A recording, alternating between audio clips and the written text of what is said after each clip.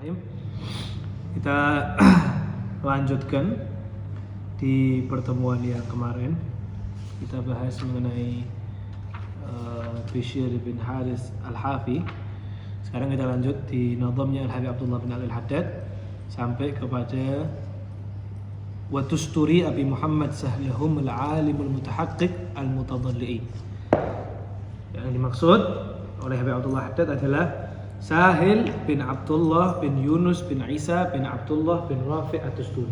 Dikenalnya Sahil At-Tusturi. Wa ahadul a'immatil qaum, termasuk salah satu imamnya umat Islam. Wa akabir ulama'ihim al-mutakallimina fi ulumil akhlaq, termasuk salah satu akabir, yaitu pembesar ulama-ulama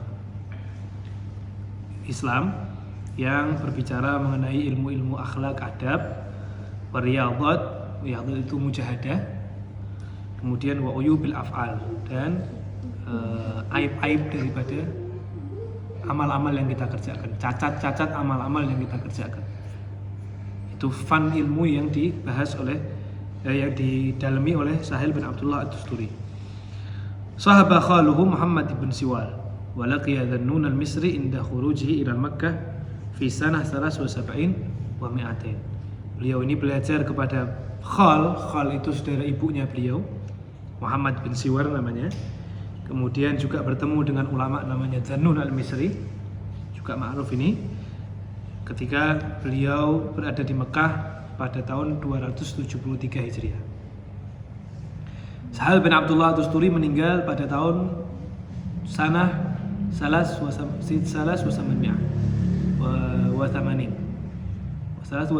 wa kila 70 wa 200 nahwu min 80 sanah.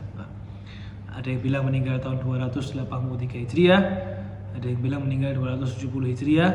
Umurnya beliau pada waktu meninggal di usia 80 tahun. Dari nasihatnya beliau, qala Sahal rahimahullahu taala, berkata Sahal At-Tusturi, semoga Allah merahmati beliau, kuntu ibnu salasa sinin, waktu saya itu berada di usia 3 tahun. Wa kuntu aqumu bil laili anduru ila salati khali Muhammad bin Siwar.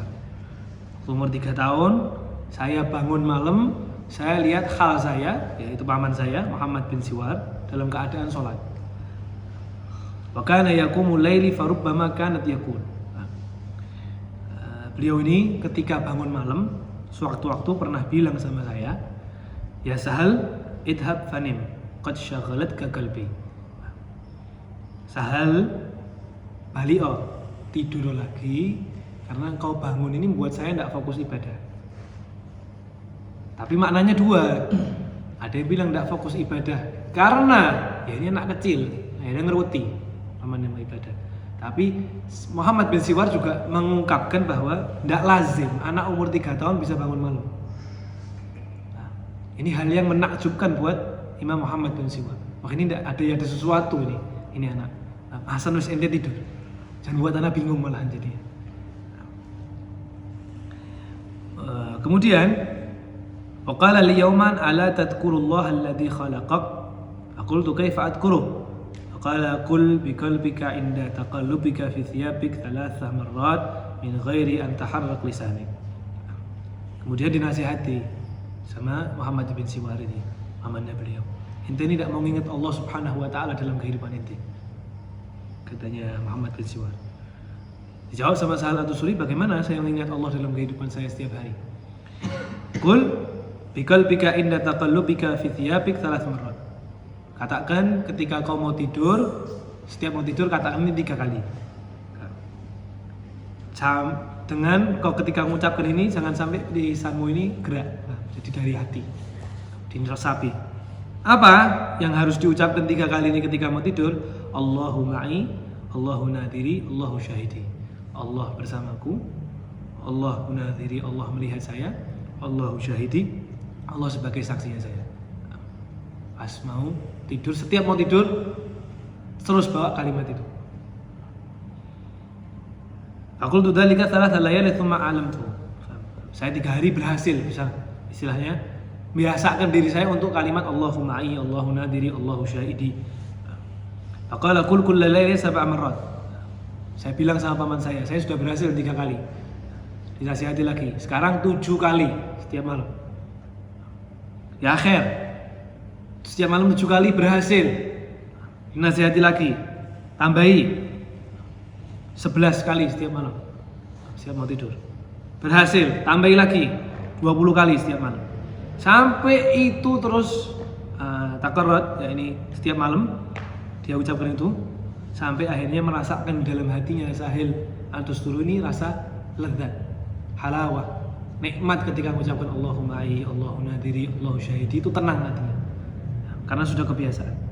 Falamma kana ba'da sana qala li ihfad ma 'allamtaka wa dum 'alaihi illa an tadkhul al-qabr fa innahu yanfa'uka fid dunya wal akhirah. Sudah sampai bisa meresapi, menikmati kalimat tersebut, dinasihati sama pamannya, jaga ini yang saya ajarkan kepada kau, Allahumma ai, Allahu nadiri, Allahu syahidi, lazimkan, dawamkan sampai kau meninggal dunia, karena ini akan membawa kemanfaatan buat dirimu di dunia dan di akhirat. Orang kalau merasa Allah sama dia, Allah melihat dia, Allah jadi saksinya dia, tidak mungkin berani macam-macam, dipantau terus. Falam azal ala dzalika sinin wajadtu laha halawatan fi sarirati fi sirri. Kemudian saya lazimkan ini kalimat Allahumma ai, Allahu nadiri, Allahu syahidi ini bertahun-tahun sampai saya dapati dalam sanubari saya ini rasa kenikmatan mengucapkan kalimat tersebut. Summa qala li khali yauman. Kemudian suatu waktu juga paman saya ini Muhammad bin Siwar menasihati kepada saya, ya Sahal, man kana Allahu ma'ahu huwa nadirun ilaihi wa syahiduhu wa kaifa yusihi. Wahai Sahal, barang siapa yang merasa Allah Subhanahu wa taala bersama dirinya, dan merasa Allah Subhanahu wa taala terus merasa bersama dirinya, dan Allah Subhanahu wa taala melihat dirinya, dan ngerasa Allah Subhanahu wa taala terus bersama dirinya, dilihati sama Allah Subhanahu wa taala, dan nanti di akhirat Allah bakal mempersaksikan penglihatan Allah ini, keterlibatan Allah dalam kehidupannya ini. Kaifa yuksi, bagaimana orang itu mau bermaksiat? Tidak mungkin orang itu mau bermaksiat ketika dia merasa dirinya dilihat sama Allah, disaksikan sama Allah, dan selalu bersama Allah Subhanahu wa taala. Iyyaka wal maksiyah, hati-hati sama yang namanya maksiat.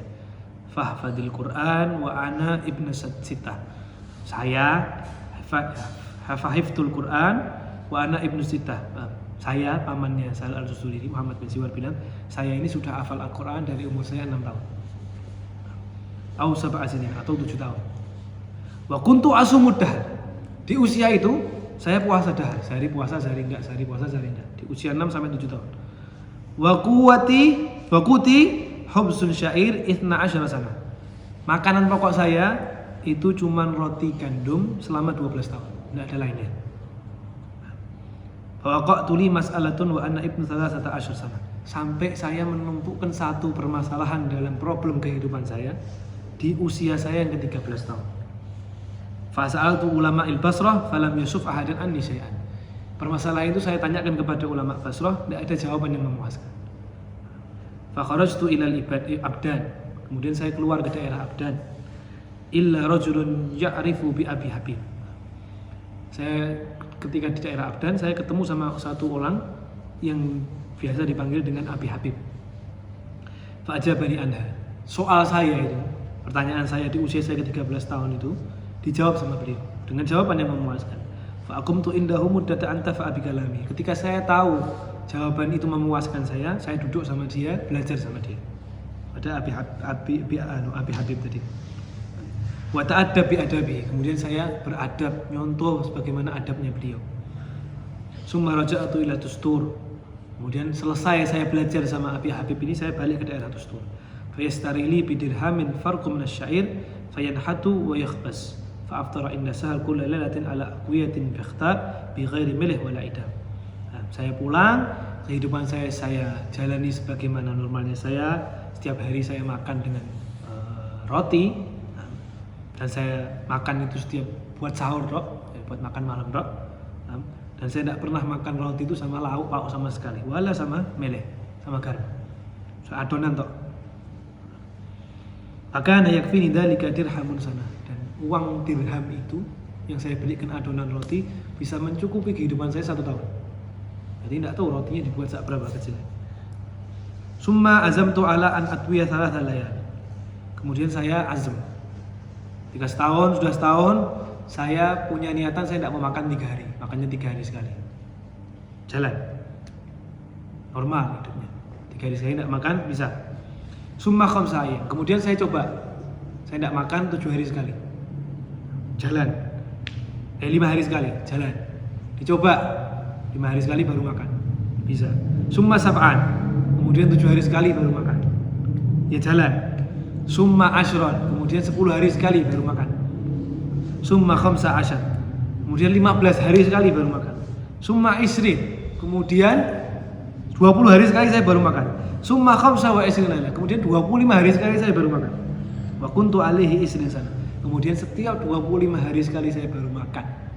Itu saya jalani selama 20 tahun. Dan ini maksudnya bukan tidak makan sama sekali, tapi tidak makan roti. Jadi ya paling kurma 3 biji atau minum. Untuk istilahnya sekedar menguatkan badannya dia biar untuk beribadah kepada Allah Subhanahu wa taala. Bukan tidak makan sama sekali mood. Summa kharajtu Asyah fil ardi sinin wa kuntu aqumu laila kullah. Kemudian saya berhasil riyadhah itu tadi. Riyadhah itu mujahadah ya. Saya tidak makan, tidak mengenakkan dirinya. Itu sampai saya 20 tahun, kemudian saya keliling dunia. Keliling ke daerah-daerah, belajar, dan ketika saya keliling daerah-daerah ini saya tidak pernah tidur malam. Selalu ibadah sama Allah Subhanahu wa taala. Wa qauluhu, yang dimaksud permasalahan tadi, umur 13 tahun dia punya satu permasalahan, datang ke ulama Basrah tidak ketemu jawaban, sampai ke ulama Abdan ketemu Abi Habib ketemu jawabannya. Apa permasalahannya Imam Muhammad ibn Wasi' atau Muhammad ibn Siwar tadi, yang menjadikan dia ini guncang ketika beribadah sama Allah Subhanahu wa taala, mau dekat ke diri sama Allah Subhanahu wa taala. Waqa'tu li mas'alatan wa dzakara ba'duhum anna mas'alatu halil qalbi sujud. Masalahnya itu ada soal dalam diri saya, bahwa saya punya pertanyaan apakah hati itu bisa sujud sama Allah Subhanahu wa taala. Hatinya seseorang itu bisa sujud sama Allah Subhanahu wa taala. Kalau jawahir jelas sujud sama Allah Subhanahu wa taala bisa. Tapi hati ini bisa enggak sujud sama Allah Subhanahu wa taala? Tunduk di hadapan Allah Subhanahu wa taala. Wa an jawab Abi Habib lahu lamma qala lahu ayasjudu qala ila al-abad. Ketika ditanya sama Abi Habib, bisa enggak hati ini sujud? Katanya Abi Habib, kalau sudah sujud selama-lamanya, tidak mungkin bisa ngangkat kepala lagi. Yang namanya hati. Kalau sujud sama Allah, takhluk sama Allah, tunduk sama Allah, tidak mungkin bisa naik lagi. Sudah takhluk betul sama Allah Subhanahu wa taala. Yakni, idza hasala sujudul qalbi la yarfa' ra'sahu abadan min sajdatihi. Kalau hati sudah bisa tunduk, itu dia tidak mungkin bisa ngangkat kepalanya lagi. Yakni sudah sama Allah Subhanahu wa taala, sudah digenggam. Hidupnya cuma sama Allah Subhanahu wa taala. Semua cari ridhonya Allah Subhanahu wa ta'ala. Wa sabatun ala tilkal qadam. Apa yang dimaksud dengan hati yang sujud itu adalah keteguhan yang lurus di jalan Allah Subhanahu wa ta'ala. Wa in taqallabat ahwaluhu. Sekalipun keadaan di sekitarnya ngerusak, tapi kalau hatinya sudah sujud sesuai dengan koridornya Allah Subhanahu wa ta'ala, tidak mungkin bisa dirusak sama keadaan sekitarnya. Wa kam li waliyin kabir ma hasala lahu sujudul qalb bal wala alamu anna al-qalba sujud intaha. Berapa banyak wali-wali besar atau kutub itu tidak tahu caranya menyujudkan hati. Bahkan wali-wali besar itu tidak tahu bahwa hati itu bisa sujud. Ini anak umur 13 tahun bisa tahu hati ini bisa sujud, bisa tanya hati ini bisa sujud apa enggak. Tapi katanya Imam Habib, inti pertanyaan ini pertanyaan besar, bukan pertanyaan sembarangan. Karena wali-wali besar tidak tahu caranya menyujudkan hati. Bahkan wali-wali besar tidak tahu caranya apakah betul hati ini bisa sujud apa enggak. Setahu mereka hanya jawarih yang bisa sujud, hati tidak bisa sujud. Intah. Min kalamihi radhiyallahu taala anhu yalzamu sufi salasata asya. Termasuk kalamnya Sayyid At-Tusturi adalah wajib bagi seorang sufi itu yang menaungi kesufian itu ada 3 perkara. Hifdzu sirrihi, menjaga hati. Wasiyanati faqrihi, merasa fakir di hadapan Allah Subhanahu wa taala. Wa ada'i fardhihi, menjalankan kewajiban-kewajiban yang diperintahkan Allah Subhanahu wa taala kepada setiap hamba. Wa minhu, dan daripada kalamnya beliau juga, Allah kiblatun niyah. Allah itu kiblatnya niat. Niat semua disandingkan kepada Allah Subhanahu wa taala. Jadi pusatnya kita melakukan niat dalam melakukan amal ibadah, apapun itu amal yang kita kerjakan, sandingkan kiblatnya kepada Allah Subhanahu wa taala. Wa niyah kiblatul qalb. Sedangkan niat itu sendiri adalah kiblatnya hati. Karena niat itu dari hati, bukan dari lisan. Sahnya niat itu karena dari hati, bukan dari lisan. Wal qalb kiblatul badan, dan hati itu adalah kiblatnya badan. Orang itu tidak dilihat jawahirnya, tapi hatinya bersih walaupun jawahirnya kotor, tidak jadi problem. Wal badan qalbul jawarih, dan badan ini kiblatul jawarih, kiblatnya kegerak-gerakan tubuh kita. Kalau sudah badannya bagus, itu berarti hatinya bagus. Kalau sudah hatinya bagus, berarti niatnya bagus. Kalau niatnya bagus, berarti niatnya sudah bertambah sama Allah Subhanahu wa Ta'ala. Kalau itu sudah bagus semua, jawarihnya itu pasti juga bagus. Apa yang dia kerjakan itu pasti baik. Wal jawarih kiblatud dunya, dan jawarih ini adalah kiblatnya dunia. Kalau jawarihnya bagus, pasti urusan dunianya sama Allah Subhanahu wa Ta'ala dibaguskan. Qala nafa'anallahu bihi usuluna sab'atu asya'. Pondasi kita ini sebagai seorang mukmin ada 7. Yang pertama at-tamassuk bi kitabillah, pegang teguh sama kitabnya Allah Subhanahu wa Ta'ala, Al-Qur'an. Wal iqtida' bi rasulih, ngikuti Rasul sallallahu alaihi wasallam. Wa aklul halal, makan sesuatu yang halal. Wa kaful adza, menghindari mengganggu orang lain. Wa istinabul ma'asi, meninggalkan perbuatan maksiat. Wa taubah, sering-sering taubat sama Allah Subhanahu wa Ta'ala. Wa ada'al hukuk, dan menjalankan kewajiban-kewajiban kita. 7 pondasinya. Wa qal, masuk nasihat beliau juga, laqad ayasal ulama fi zamanina hadza an hadhihi thalatha khisal. Tapi ulama zaman sekarang ini sudah putus asa tentang keadaan orang-orang zaman sekarang ini di 3 perkara. Yang pertama apa? Yang pertama, orang sekarang itu susah mulai zaman taubah. Sering tobat. Habis maksiat langsung tobat, habis maksiat susah. Ditunda dulu tobatnya sampai ditegur sama Allah baru tobat. Padahal setiap kita selesai berbuat maksiat, baik itu sengaja atau tidak sengaja, diminta sama Allah Subhanahu wa Ta'ala senantiasa bertobat. Kemudian wal muta'aba'atus sunnah, ngikuti sunnah Nabi, mulai ditinggalkan. Wa tarkul adza'il khalqi, dan meninggalkan mengganggu orang lain. 3 ini di zaman sekarang susah. Mulazamah taubah, ngikuti sunnah ya susah, ganggu orang apalagi. Hampir setiap hari kehidupan kita ini ada saja kita ganggu makhluknya Allah Subhanahu wa Ta'ala. Waqal min akhlaqis siddiqin an la yakhlufa billah wa la sadiqin wa la kadhib wa la yakhtabuna wa la yukhtab indahum wa la yasba'una butunahum. Termasuk daripada perangai orang-orang siddiqin itu apa? Tidak pernah bersumpah atas nama Allah Subhanahu wa Ta'ala, tidak sering-sering bawa Allah ketika sumpah, wallahi billahi tallahi dan lain sebagainya. Baik itu perkara-perkara sumpah yang benar, dia katakan ini benar, atau yang bohong, apalagi yang bohong ya. Dan tidak pernah gunjing orang, merasani orang. Wala yukhtab indahum, dan tidak pernah dirinya dirasani orang. Itu orang siddiqin. Wala yasba'una butunahum, tidak nuruti perut, apa-apa pengen kenyang, apa-apa pengen enak, dah. Wa idza wa'du lam yakhlafu. Ketika dia janji sama seseorang, tidak pernah ingkar janji. Itu ciri-cirinya orang-orang siddiqin. Kemudian termasuk nasihatnya beliau, fitnatul ammah dakhalat alaihi min diya'il alam. Termasuk fitnahnya yang menyeluruh di antara orang-orang ini sekarang ini, ammah secara keseluruhan itu, ketika mereka punya ilmu jarang diamalkan. Punya ilmu tentang ibadah jarang diamalkan ibadah. Punya ilmu tentang lain sebagainya, apa yang ilmu yang dia punya itu jarang diamalkan.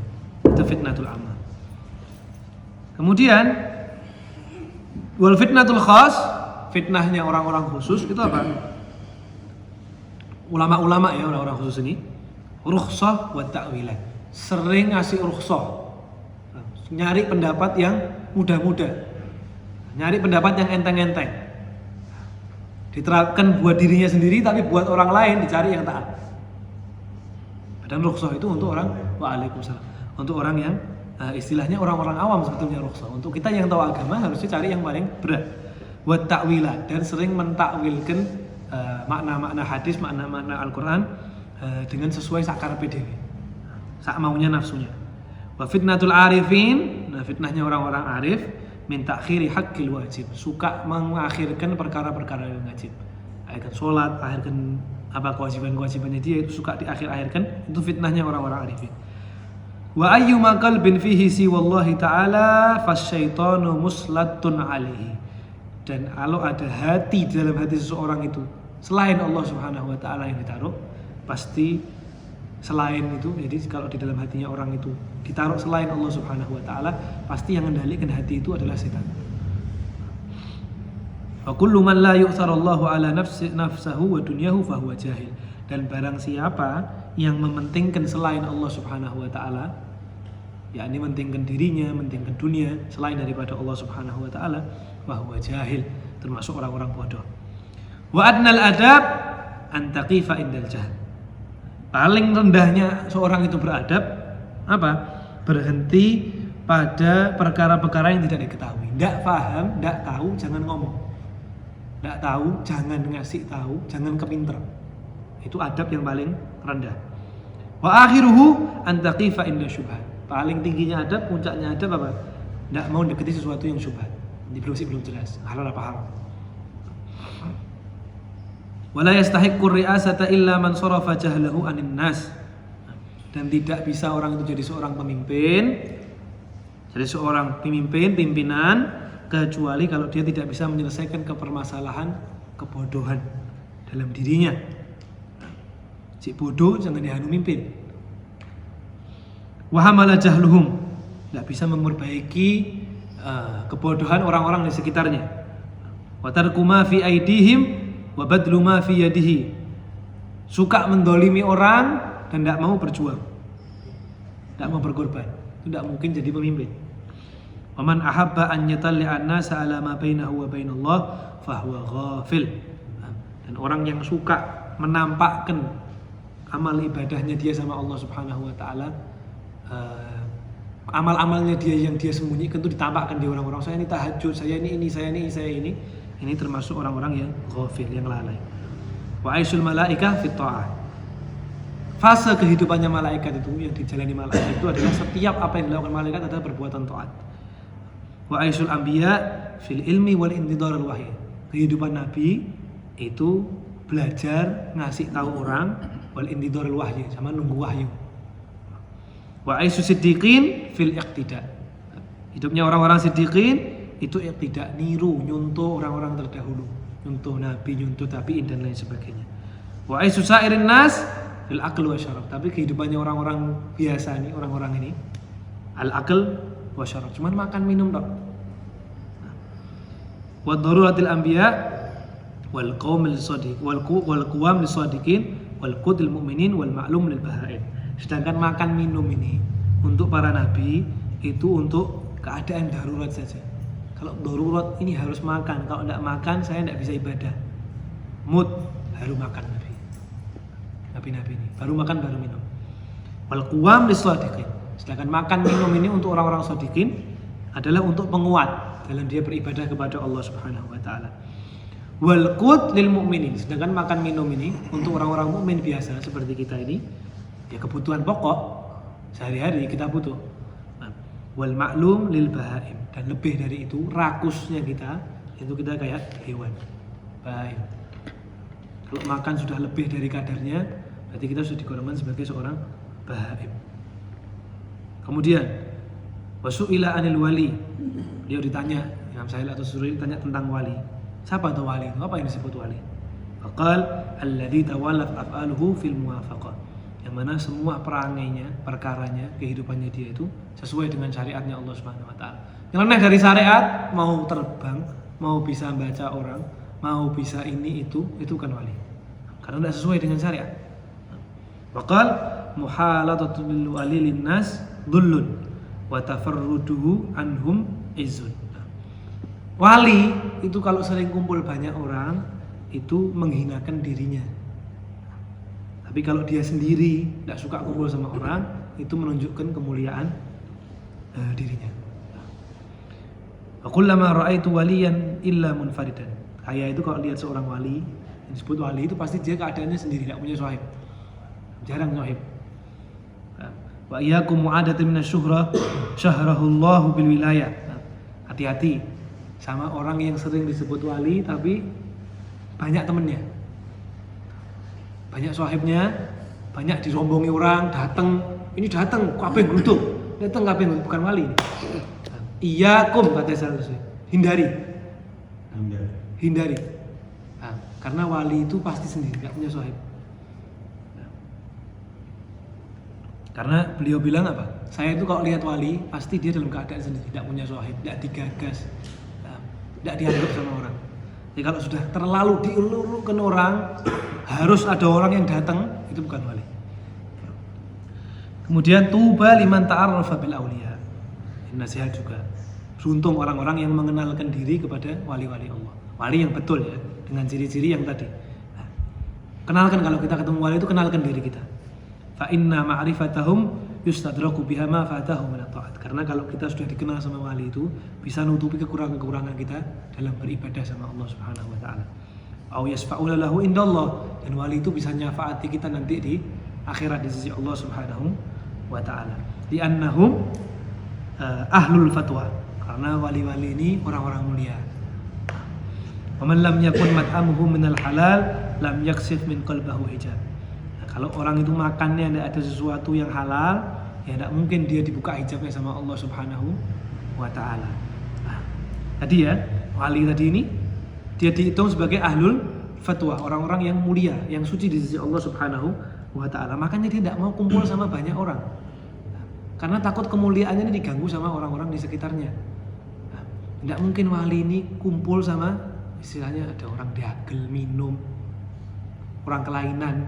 Apa dikumpuli? Kalau kumpulannya orang-orang kayak gitu, itu bukan wali. Waliyadzubillah min dzalik. Bisa jadi itu malah istidrajnya Allah sama orang tersebut.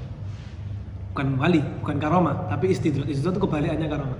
Dikasih kemuliaan sama Allah untuk nanti sama Allah di akhir bakal dihinakan sama Allah Subhanahu wa taala.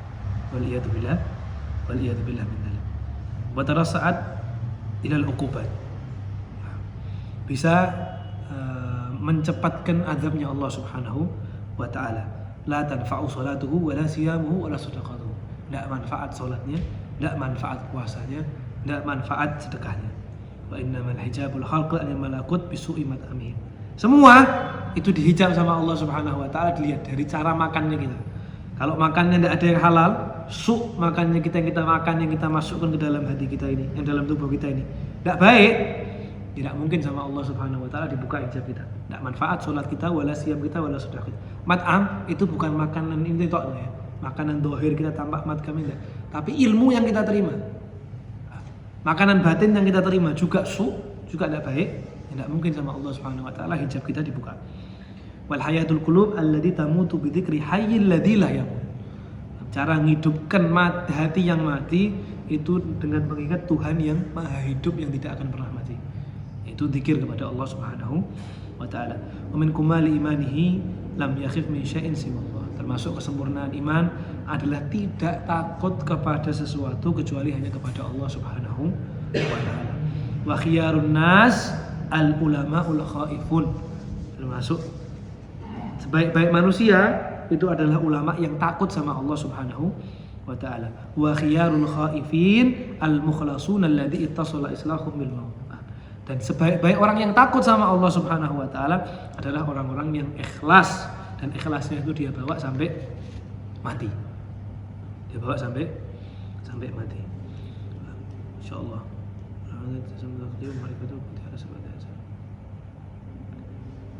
Cukup, ini sudah ganti pembahasan. Insyaallah kita lanjut di pertemuan yang akan datang. Wallahu a'lam bishawab. Al-Fatihah.